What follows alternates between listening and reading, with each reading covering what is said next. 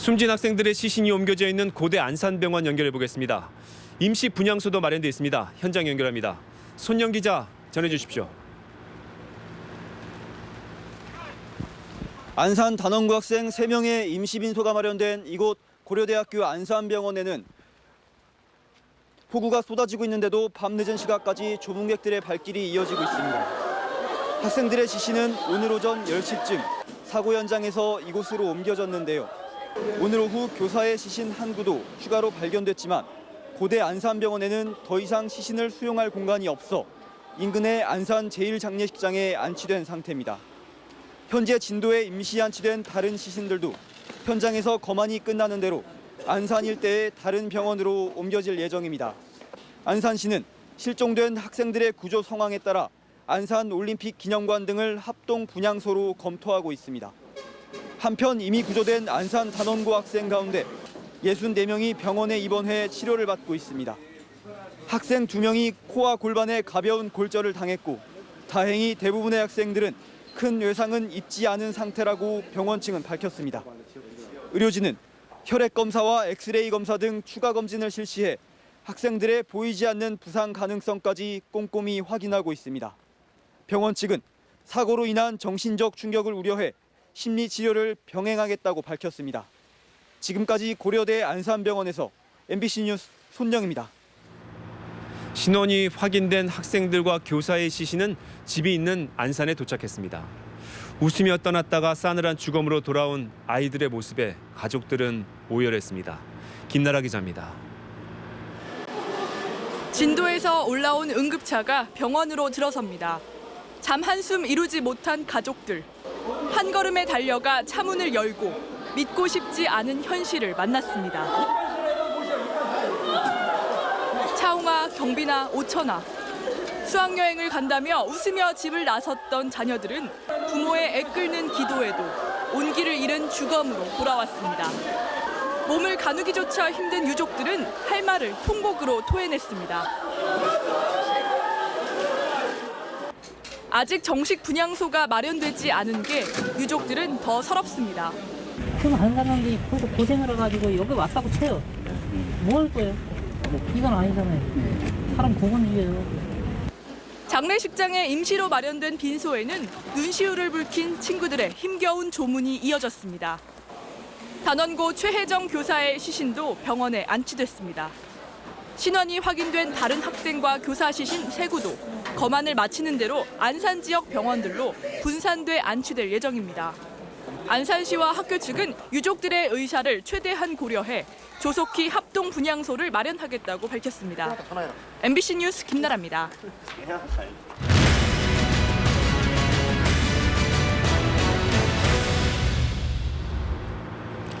오늘 이 소식에 많은 분들이 분노했습니다.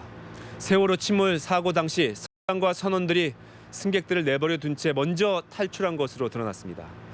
선장이 빠져나간 배 안에서 승객들은 대기하라는 방송만 믿고 기다리고 있었습니다.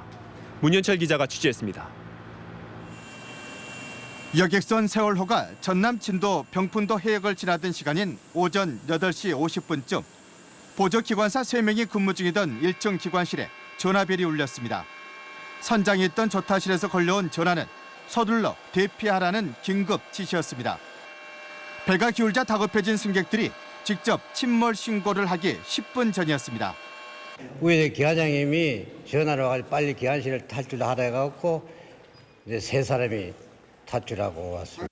선장 이모 씨와 1등 기관사 손모 씨 등 선원 6명은 탈출 행렬 맨 앞에 서 있었고 가장 먼저 구조됐습니다. 훈련은 하긴 하지만은 현장 당시에 지시하는 방향을 따라가고 있습니다. 자리에서 대기하라는 선내 방송을 믿고 있던 승객들은 대피 안내도 없이 기울어가는 선실에 남아 있었고 세월호는 2시간 만에 침몰했습니다. 약간 조금씩 막 꺾이더니 갑자기 그러니까 이렇게 사람이 이렇게 움직이지 못할 정도로 이렇게 기울여가지고 다. 선사 측은 선원들이 도망친 게 아니고 배 바깥 부분에 있다가 경비정이 다가와 탈출한 것이라고 해명했지만 인명피해 책임을 면하기는 어려울 전망입니다. MBC 뉴스 문현철입니다. 이렇게 구조 책임이 있는 승무원들이 먼저 대피한 사이에 대부분의 승객들은 안내 방송에 따라 선실 내부에 있었습니다. 배가 기울어가는 1시간 동안 6차례나 방송을 한 사실이 드러났는데요. 생명을 살릴 골든 타임이 허망하게 지나가 버렸습니다. 박소희 기자입니다.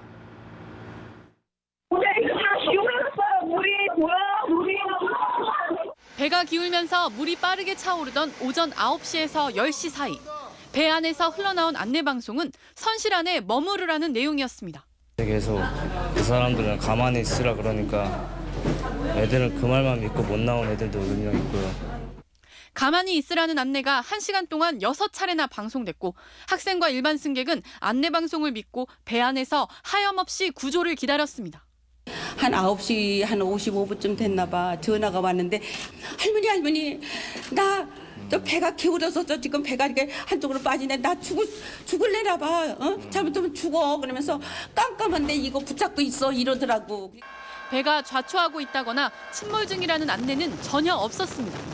우리 승객들 입장에서는 안내 방송을 믿었고 그것을 믿고 기다린 후에 더 피해가 컸다고 저는 봅니다. 배에 물이 차며 침몰해가는 해상사고 발생 시 승객을 갑판으로 모은다는 기본적인 수칙도 지키지 않은 선장은 입만 다물고 있습니다. 안내방송을 왜 안 해주고 선실 안에 남아있으라고 하셨어요? 초기 안이한 상황 판단에 수많은 생명을 살려낼 수 있었던 1시간 동안의 골든타임을 놓쳐버린 겁니다. 경찰은 최악의 재난사고를 일으킨 안내방송이 선장 이 씨의 지시에 따른 것이었는지 여부를 조사하고 있습니다. MBC 뉴스 박소희입니다. 배가 침몰할 위기 상황이라면 승객들은 당연히 구명 보트를 이용해서 탈출해야겠죠. 그런데 웬일인지 이번 사고에선 선박에 달려있는 이 구명 보트가 무용지물이었습니다. 손병산 기자입니다. 헬기에서 떨어뜨린 가방 모양의 물체가 해수면에 닿는 순간 천막 모양으로 펼쳐지면서 구명 보트가 됩니다. 차가운 바다에서 허우적대며 구조를 기다리던 사람들이 가까스로 보트에 오릅니다. 이른바 구명벌이라는 이름의 25인승 구명보트입니다. 침몰한 세월호에는 이 구명벌이 46개나 달려 있습니다. 구명벌 안에 이상한 식량이 하고 바다에漂流했을 때 당분간 어느 정도 다시 지금 식수하고 다 들어있습니다. 그런데 끝만 풀어주면 작동하는 이 구명벌을 선장이나 승조원 누구도 펴주지 않은 채 그냥 탈출해버렸습니다. 게다가 구명벌은 수압이 가해지기만 해도 자동적으로 펴지게 돼 있는데 이번 사고에서 제대로 작동한 구명벌은 단 1개에 불과했습니다. 이 때문에 엉터리 구명벌이 달려있었을 가능성도 제기되고 있습니다. 하얀색 보트. 네. 그렇죠. 하나도 안 터졌단 말입니다. 그거 뭘로 감아놨습니까? 그건 잘 모릅니다. 해양경찰은 지난 2월 정기검사에서 구명벌의 작동 여부 등을 제대로 검사했는지 집중 조사하고 있습니다. 다만 선박안전검사기관인 한국선급은 배가 완전히 뒤집히는 바람에 구명벌이 제대로 펼쳐지지 못했을 가능성도 있다고 지적했습니다. MBC 뉴스 손병산입니다. 세월호가 최초로 조난 신고를 하는 교신 음성 파일이 공개됐습니다. 지금 배가 넘어간다. 이런 내용입니다. 성지영 기자입니다. 세월호가 제주해상관제센터에 조난 신고를 한 것은 어제 오전 8시 55분.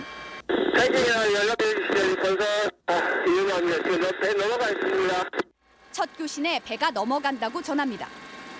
1분 뒤인 8시 56분. 빨리 좀 와달라는 교신이 이어집니다. 배가 많이 넘어가 있는데 움직이고 있습니다. 빨리 좀 와주십시오. 여기 경통대 옆에 있습니다. 경통로. 예, 연결했습니다. 오전 9시. 조난 신고를 한 지 5분여 만에 상황은 걷잡을 수 없이 악화됐습니다. 세월호는 배가 왼쪽으로 기울었고 컨테이너도 넘어가 이동이 어렵다고 전했습니다. 관제센터는 대피할 준비를 하라고 주문했지만 세월호는 승객들 이동이 어렵다고 답했습니다.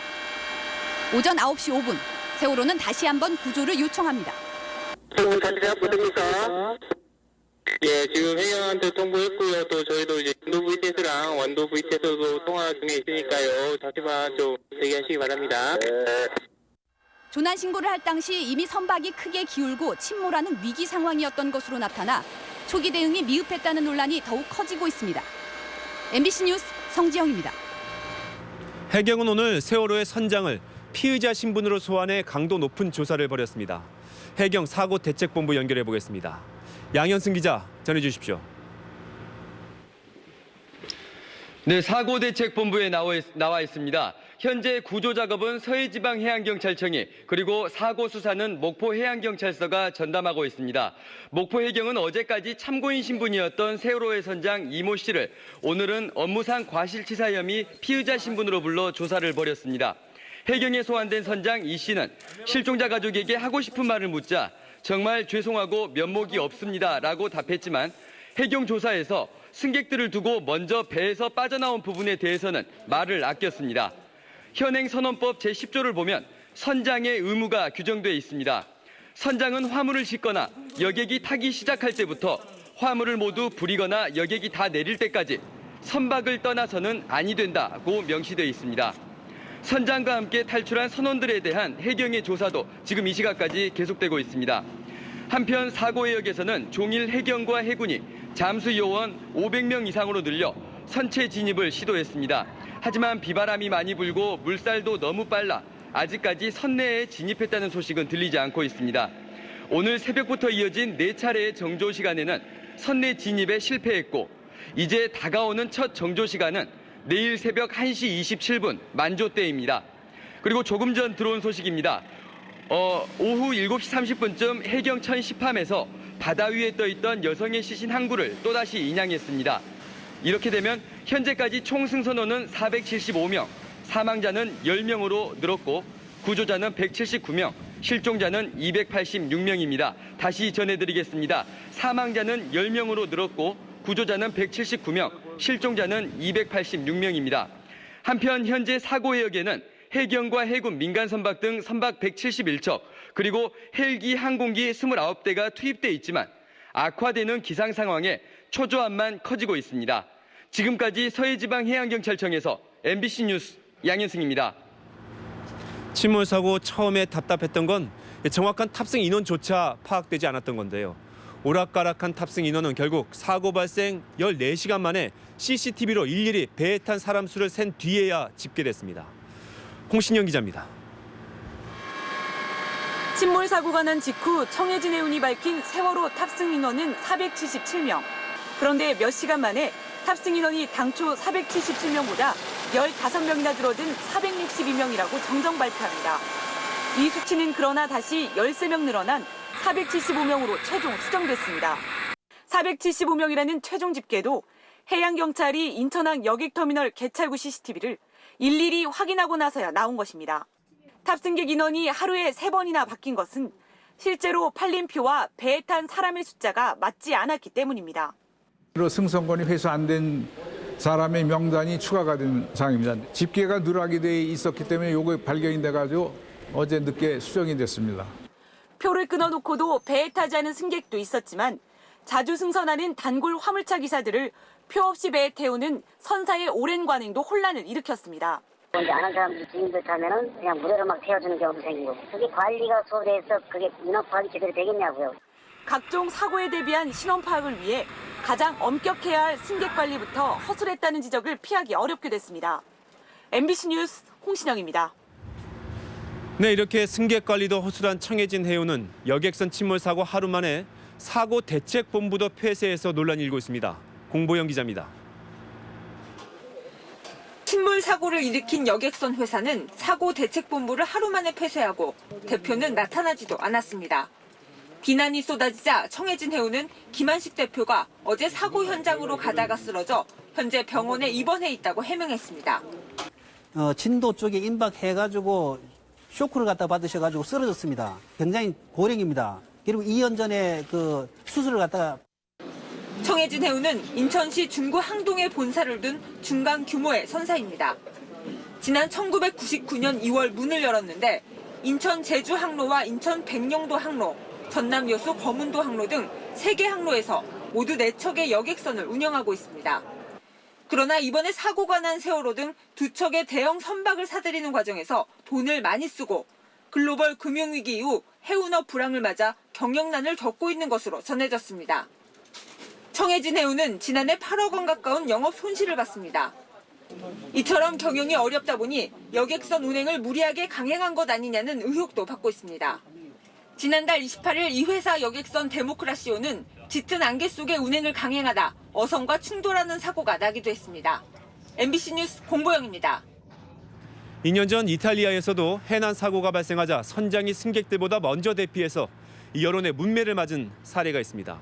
그동안 국내에 어떤 선박 사고들이 있었는지 이면주 기자가 정리했습니다. 1,500개 선실과 4개 수영장 등을 갖춘 유럽 초대형 크루즈 콩코르디아호가 수심이 얕은 해안가로 접근하던 중 암초에 부딪혀 가라앉기 시작하자 선장은 승객보다 먼저 구명보트에 올랐습니다. Va a bordo della nave e mi viene a dire, mi riporta quante persone ci sono. Sto andando perché ci sta l'altra lancia che si è fermata. Lei vada a bordo, è un ordine. 선장은 끝내 돌아가지 않았고 결국 승객 32명이 안타깝게 목숨을 잃었습니다. 선장은 직무유기와 과실치사 혐의로 기소돼 검찰에서 종신형보다 무거운 2,697년형을 구형했습니다. 우리나라에서 가장 최근에 발생한 대형 선박 침몰 사고는 서해 회리호 사고로 정원인 200여 명보다 100명 이상 승객을 무리하게 태우면서 구명적비가 부족해 292명이 숨졌습니다. 화물을 400톤 이상 무리하게 실은 과적에 항해 부주의 등으로 300여 명의 목숨을 앗아간 남영호 침몰 사고도 인재였습니다. 당시 서귀포 항에서 부산항으로 항해하던 선박이 높은 파도를 만나 해상에서 전복되면서 승객 338명 가운데 12명만 목숨을 건졌습니다. MBC 뉴스 임현주입니다.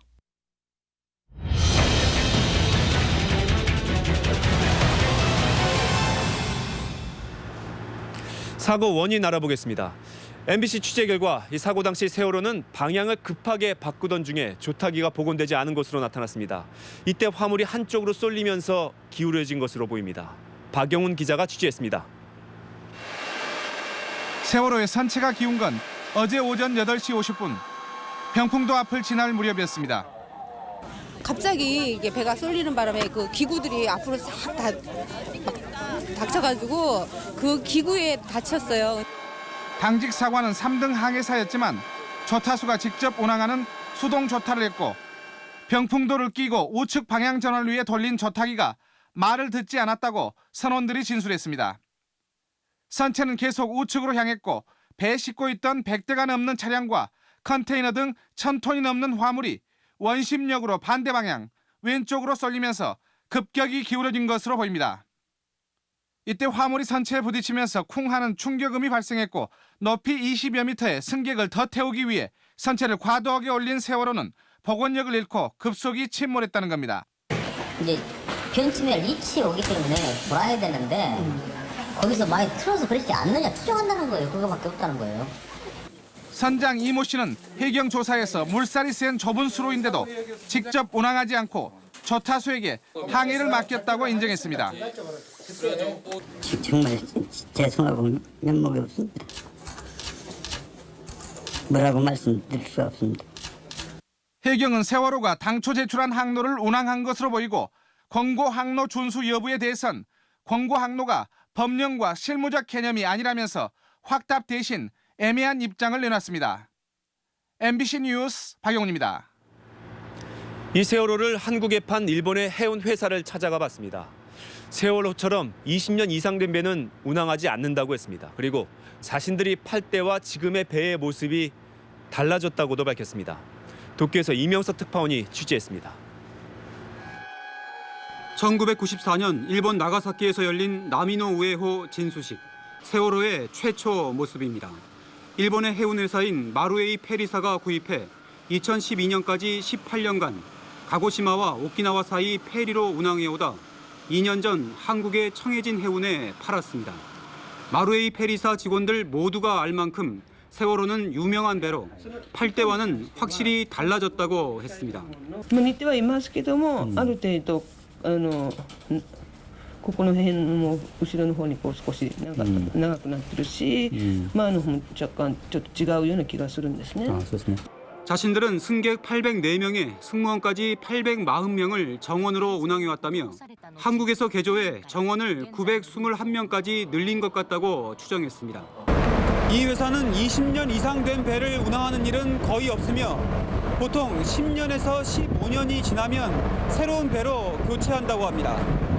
大体何年くらい運航されるんでしょうか。大体20年経ったら。いや、そんなには運航しないですね。大体10年。10年ちょっとぐらいでしていきますから。 일본에선 15년 안팎의 중고 선박을 아시아 국가에 파는 일이 매우 흔합니다. 세월호의 경우 너무 낡았다는 승객들의 불만이 있어 매각을 결정했다며 기름이 새는 사고 말고 큰 충돌 등은 없었다고 밝혔습니다. 도쿄에서 MBC 뉴스 임영서입니다. 네, 일본의 해운사가 말한 것처럼 세월호는 뒤쪽 부분이 집중적으로 개조됐습니다. 승객들을 더 태우기 위해서 증축을 한 건데 구체적으로 어떻게 바뀌었는지 고은상 기자가 살펴봤습니다. 지난 2012년 우리나라로 넘어온 나미노우에호는 세월호란 이름으로 출항하기 전까지 전남 목포에서 개조에 들어갔습니다. 가장 많이 달라진 건 배의 굴뚝인 연돌 부분부터 그 뒤쪽입니다. 나미노우에는 연돌 아래쪽에 하얀 캡슐 형태로 된 구명보트가 보이고 가운데 작은 출입문이 보입니다. 그런데 개조된 세월호는 구명보트가 사라지고 그 위로 가로 30m쯤 되는 객실 2개 층이 생겼습니다. 달려있는 창문들만 봐도 두 여객선의 차이가 눈에 띕니다. 뒤에서 보면 차이는 더 확연해집니다. 일본에서 운항할 때는 연돌 뒷부분에 넓은 갑판이 있고 그 외 별다른 구조물이 없지만 세월호는 3개 층에 이르는 발코니가 있고 개조 전과 달리 뒷부분 트인 공간은 사라진 걸 확인할 수 있습니다. 또 그만큼 그 객실을 만드는데 철판이 얼마나 많이 소요됩니까? 1, 2, 3층 깔고 그게 몇백 톤이 들어가죠. 그만큼은 더 하중을 받아가지고 빨리 침몰했다. 이렇게 객실을 증축하면서 세월호의 무게는 일본에서 운항할 당시보다 239톤 정도 늘어난 것으로 추산됩니다. 1994년 일본에서 건조한 뒤 한 달 만에 개조해 589톤이 늘었던 만큼 두 차례 개조를 거치면서 5,997톤이던 선박은 6,825톤으로 828톤이나 무거워졌습니다. 일부 전문가들은 이 같은 개조 과정에서 배의 무게중심이 달라져 운항에 어느 정도 영향을 끼쳤을 수 있다는 분석을 내놓고 있습니다. MBC 뉴스 고은상입니다. 세월호에 탑승했던 승객들은 대부분 쿵 소리가 난 뒤에 배가 가라앉았다고 말했습니다. 처음엔 암초 충돌이 아닐까 했지만 이젠 배에 실려있던 화물이 한쪽으로 쏠리면서 선체에 부딪힌 소리로 추정됩니다. 오유림 기자입니다. 구조된 승객들은 하나같이 세월호가 침몰하기 전에 쿵 하는 소리를 들었습니다.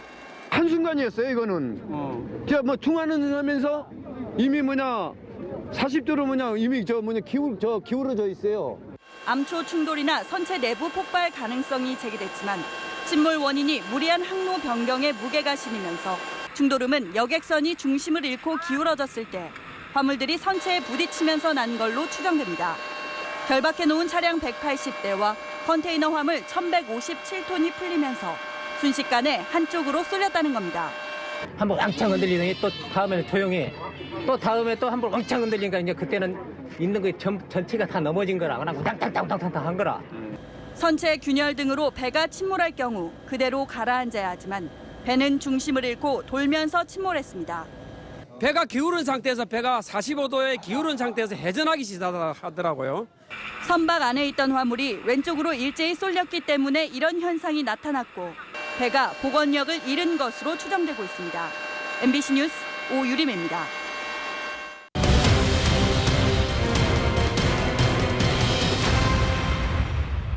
네, 서울입니다. 실종자 가족들은 종일 바다를 바라보며 구조 작업에 온 신경을 곤두세웠습니다. 직접 배를 타고 현장에 나가고 휴대전화 중계기까지 보냈지만 날씨마저 나빠지면서 애를 태우고 있습니다. 엄지인 기자입니다. 도저히 가만히 있을 수 없는 가족들은 세월호에서 1시간 거리인 팽목항으로 몰렸습니다. 바짝 말라버린 입술, 그만큼 타들어가는 가슴. 사망자 소식이 전해질 때마다 곳곳에서 울음이 쏟아졌고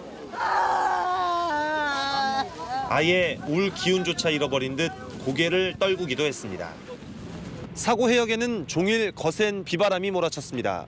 하지만 한시라도 빨리 안부를 확인하려는 가족들의 발걸음을 막을 순 없었습니다.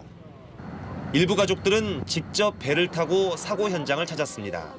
하지만 생각보다 참혹한 현장은 불안감만 높였고 일부는 끝내 몸을 가누지 못하고 쓰러져 주위를 안타깝게 했습니다. 조류하고 와류가 너무 세서 자기들이 빨려 들어간다고 한번 들어갔다가 그냥 나와가지고 기상 상황이 나빠져 구조 작업이 더뎌지면서 끝내 분통을 터뜨리기도 했습니다. 뭘 늘어보려는데 아까 어저께 들어갔을 때는 하나도 없던데 뭘 늘어볼래요? 한때 실종자들과 연락이 닿았다. 잠수부가 생존자를 확인했다는 소문이 돌면서 가족들이 동요하기도 했지만 아직 공식 확인된 사실은 없습니다. 혹시나 하는 기대감에 가족들은 휴대전화 중계기까지 현장으로 보냈습니다. 말이 없는 바다에서 눈을 떼지 못하는 가족들, 그 안타까운 마음을 뒤로하고 또 하루가 지나고 있습니다. MBC 뉴스 엄지인입니다. 네, 이렇게 믿을 수 없는 사고 소식을 전하고도 그저 기다릴 수밖에 없는 실종자 가족들의 상황, 신광하 기자가 취재했습니다. 신락 같은 희망을 붙잡고 실종자 가족들이 모여있는 전남 진도의 실내체육관. 어머니는 처음 떠나는 선박여행을 두려워하던 맏아들의 얼굴이 잊혀지질 않습니다. 사랑한다고 말하고 사고가 난 긴박한 시간에도 엄마에게 해경이 오고 있고 다친 데가 없다던 맏아들은 위로의 메시지를 뒤로하고 아직까지 답이 없습니다. 살아나오는 게 제일 바라는 거고요. 그리고 지금 구조가 안 되니까 지금 어떻게 되는 건지는 모르겠어요, 지금. 아빠와 엄마, 1살 터울의 오빠와 함께 세월호에 탔다가 구조된 6살의 소녀. 혼자 나왔어요? 엄마는 방에 있었어요? 슬픔 속에서 느껴지는 그 해맑음이 오히려 보는 이들의 가슴을 더욱 먹먹하게 만듭니다. 사범대를 수석 졸업한 야무지고 똑똑했던 딸의 죽음을 받아든 부모. 군 입대를 앞두고 여객선 매점에서 단기 아르바이트를 구했다며 좋아하던 아들의 실종 소식이 여전히 믿기지 않는 아버지. 장난식으로 그냥 전화가 온 거예요. 그러니까 전화 통화를 했는데 그래서 그러면 옆에 구명조끼가 있느냐. 그래가지고 있다 해가지고 그럼 빨리 구명조끼 입어라. 그렇게 얘기하고 다 그냥 뭐 별 상관없이 그렇게 그냥 전화를 끊은 거예요. 그러는 실종자 가족들은 거짓말인 줄 알면서도 근거 없이 나도는 생존자 명단이라도 믿고 싶은 심정입니다. 세월호가 침몰한 슬픔의 바다에는 숱한 사연들이 간절함으로 떠돌고 있습니다. MBC 뉴스 신광하입니다. 오늘 인터넷과 SNS에 배 안에 생존자들이 보낸 메시지라는 글들이 올라오기도 했었습니다만 대부분 허위인 것으로 드러났습니다. 심지어 세월호 구조 영상을 사칭한 스미싱 문자까지 확산돼 공분을 자아냈습니다. 김경호 기자입니다. 어젯밤 경기도의 한 학부모가 딸의 SNS에 여객선 생존자의 메시지가 왔다며 경찰에 신고했습니다. 배 안에 살아있는 승객들이 있다며 구조를 요청하는 내용이었습니다.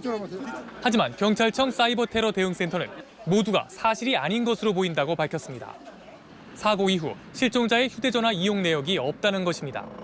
실종자들이 사용하는 것으로 추정되는 그 휴대전화에 카톡, 문자, 통화 발신 기록들이 있는지를 확인한 결과 최근에 실종자의 전화에서 발송된 사실은 확인되지 않았습니다. 한 포털 사이트엔 단원고 여학생의 이름으로 구조 요청 메시지가 떠 경찰이 수사에 나섰지만 다른 사람의 아이디로 확인됐습니다. SNS에선 정체불명의 각종 메시지들이 하루 종일 떠돌아다녔습니다. 심지어 정부가 다수의 사망자를 감추고 있다는 악성 유언비어까지 확산됐습니다.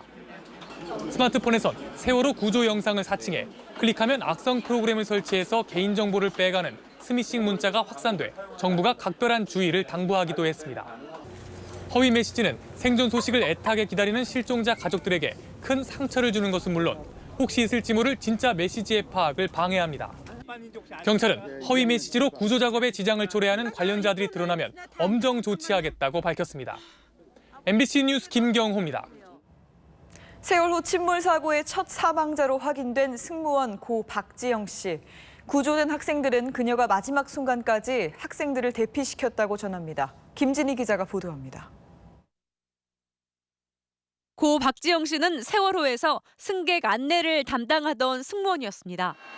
선실 3층까지 물이 차오르자 동료 직원과 승객 구조에 나섰고 배가 기울어져 책임자들도 배를 빠져나간 상황에서 학생에게 마지막 구명조끼를 양보했습니다.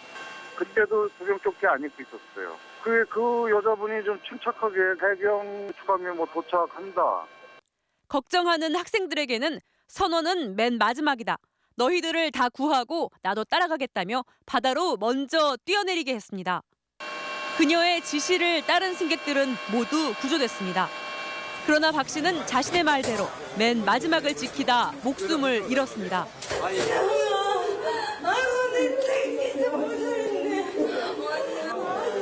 끝까지 의무를 다했던 승무원. 박 씨는 홀어머니와 여동생을 혼자 부양하던 효녀였습니다.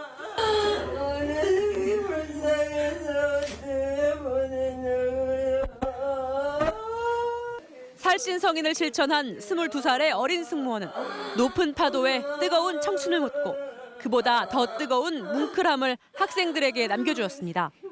MBC 뉴스 김진희입니다. 이번 사고로 숨진 고 정차웅 학생은 배가 가라앉는 공포의 순간에 친구를 도와주다 목숨을 잃은 것으로 알려져 안타까움을 더하고 있습니다. 김정인 기자입니다. 공부 열심히 하기.